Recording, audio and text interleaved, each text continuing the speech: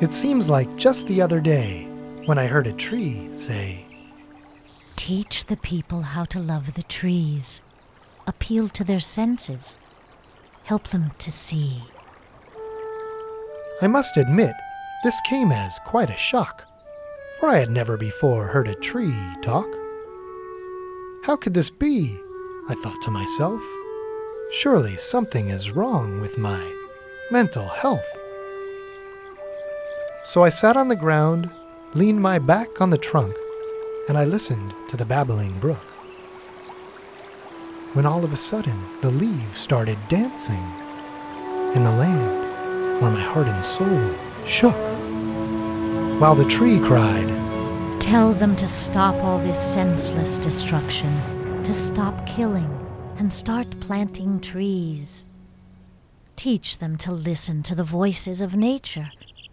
Tell them, show them, teach them. Oh, please." And then the tree sighed. I thought about screaming, but instead I replied, "But silly old tree, this just cannot be. A tree cannot talk to me. Can't you see, tree?" "What kind of question is this?" asked the tree in surprise. "Last I checked, I couldn't see, for I have no eyes. But I still am alive, and we do share the earth. Now, won't you please tell them what my life is worth?" And I said, "But how could I tell them? And what would I say to make them believe that we talked here today? For everyone knows that trees cannot speak. You have no mouth, not even a beak. And you don't have an ear, so they know you can't hear. I'm afraid if I'd tell them, they'd call me a freak." And the tree said, "It is true, I can't see. I can't hear, I can't talk. I can't smell, I can't taste, and I surely can't walk. But all the more reason I call for your voice. Use your eyes. Can't you see? I have no other choice. For my life is so very different from yours. I have leaves that absorb our world through their pores. I'm not blind without eyes, for I still need the light. It's a gift from the sun, used for more than just sight. I have no mouth to eat food. From the earth my roots drink. I don't have a brain, so I don't really think. But my life is of value, and I do have a spirit. If you listen with your heart, I know you can hear it. Take a deep breath. Fill your lungs up with air. The oxygen you breathe is one way that I share. And though I cannot converse through speech or through words, I still am connected to the beasts and the birds. I sense all forms of language through all voices by their nature, absorbing knowledge from all species in all nations. For all creatures on the earth speak through flowing waves of sound, intelligence in form of gas vibrations. They soak into my leaves like water into sand, and travel through my structure to my roots within the land. My connections in the living earth process information in a complex nervous system network of interspecies communication. I catch the latest vibes from my neighbors underground. We talk about the weather on the other side of town. Our nexus in the crust of earth is buzzing like a hive of bees. The dolphins and the whales bounce the wisdom through the seas. Now I breathe through my leaves and I whisper in your ear. With oxygen and worldly knowledge, I fill the atmosphere. So, when you fill your lungs with air the next time, remember this lesson of reason in rhyme. Think of your lungs as the trees in your chest and the source of your knowledge, whatever your quest. I was truly quite amazed by this logic from the land. I sat peacefully in awe, more I yearned to understand. So upon the leaves and twisted branches I fixed an inward gaze, while silently I asked the tree to share with me more of its ways. And the tree sang on. Music is eternal language of spirit and emotion. Many instruments are made of wood, crafted with devotion. So when you listen to the songs that fill your heart with joy, return the favor to the trees whose service you employ. For nature loves this music too, the cello and sweet violin. Share with us the songs you play upon our fashioned kin. Bless the trees for the part they play in expression, I beseech. Fill the skies with harmony and song, as well as speech.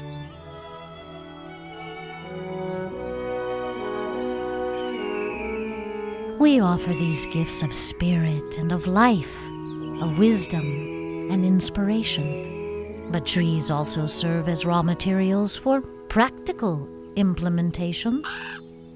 Our trunks are stripped of branches into poles with no variety to hold telephone and electrical wires which empower your society. We help with these connections. It's one more way that we are bound. We became the ships explorers sailed to prove the earth was round. Wooden trains deliver cargo of people and supplies. Railroad tracks are held in place by splintery wooden ties. I can't begin to name the things you build out of our wood. Just take a walk and look around your neighborhood. You are sheltered in houses furnished out of lumber. The chair that you sit in, the bed where you slumber, the table you eat at, the desk where you write. There's no sense to go on. It would take me all night. You mash us into paper for mail and daily news. Do you think of trees while turning pages in the books you use? You tap into sweet maple sap. We feed you with our fruits and nuts. Humans do consume the trees. There are no ifs, or ands, or buts. And though it's true you do depend on us from our roots up to our leaves, I'm sad to say the beauty fades in the tapestry nature weaves. For now the wondrous pattern has frayed from the natural course the human has strayed. And I am here to tell you that the trees are all dismayed. For though you know the gifts we grant are vital, your disregard for life on earth threatens your survival. You dump poisons in the soil.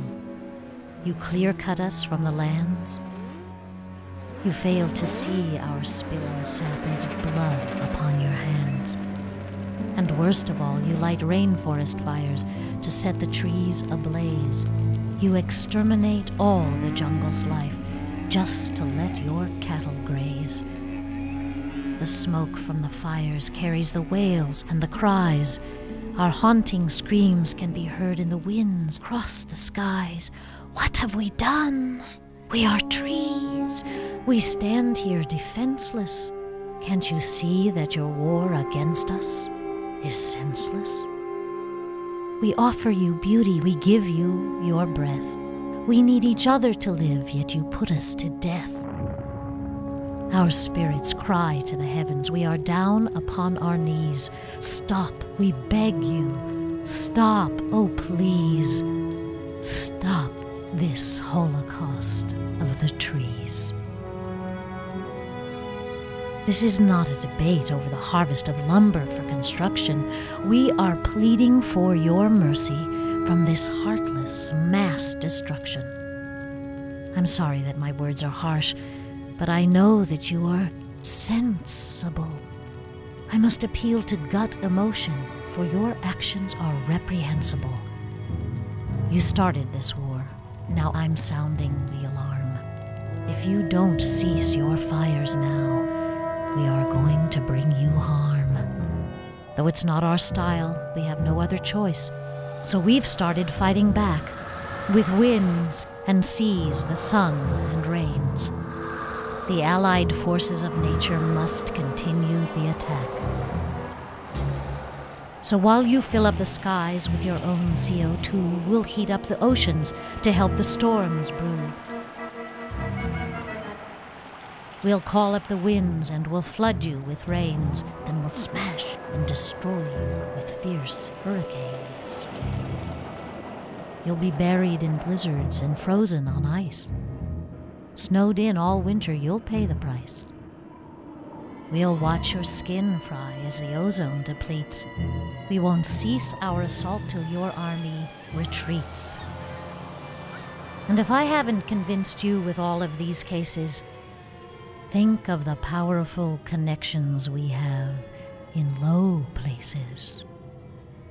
Deep into the earth our root systems extend, and I know many a root with a worm for a friend. They nourish each other in the earth's living crust, ruling the realm of the soil with natural trust. But the ocean of dirt is now threatened by man. So the roots and the worms have concocted a plan. You might not believe it, but I tell you, it's true. I can't offer you details, but I'll give you this clue. The fault of disasters is not a geological flaw. The subterranean masters enforce a diabolical law. So when the earth starts to quaking and the buildings fall down, remember the life that you've killed underground. I don't mean to scare you with this earth-shaking news. I just want to remind you, in wars, we all lose. Too many lives have been destroyed by the natural disasters. The time has come to live by the law. We are each other's masters. I offer myself and all trees to serve all humanity. I just plead that your species will cease with the vanity. Be grateful for the breath we share in total reciprocity. Craft our wood with honor for your needs. Reap in the bountiful harvest of our generosity. Prune us when we're overgrown, and now start planting seeds. I promise if you live these words, you'll sense a new rebirth. You'll find nourishment in Mother Nature's powers. And while you work to build the garden here upon the earth, don't forget to also plant some flowers. I bring to you this message of how we all should live, for it is my nature to teach and to give. The fruit I bear is wisdom. There is more to me than leaves and wood. I'm the tree of knowledge of the evil and the good. My spirit has come to let you know that taking any life for granted is wrong. So, one last time, I urge you, heed the warning of my song. Though I sing to you without a voice, I know that you can hear. I have no eye with which to see, but I know you sense my tear. I have no mouth or tongue to taste, but my roots are gagging on toxic waste. I don't have a nose to smell scents from the air, but my leaves breathe in poisons. It's really not fair. And though I don't have a hand to reach out and touch, you know that I can feel, not like you, but as much. For the human and the tree sense the world in different ways. We all must use our senses wisely to guide us through the days. But when it comes to right and wrong, we share a common sense from above.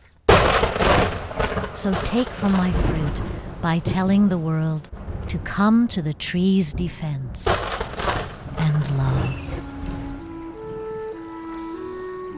I listened with my heart and soul to all the tree could say. Then I thanked that tree for enlightening me to such wisdom on that day. I told the tree I'd do my best to tell the world its story. I said goodbye and left the tree to stand in all its glory. I wandered about for many days. I wondered what to do. Then I sat down with pen and pad to write down what was true. And as the plight of the wisdom tree unfolded into rhyme, I thought of light and love in life, and of the gift of time. For the time we share on earth is brief, and I hope before it ends, we sit and listen to the trees. The trees are our true friends.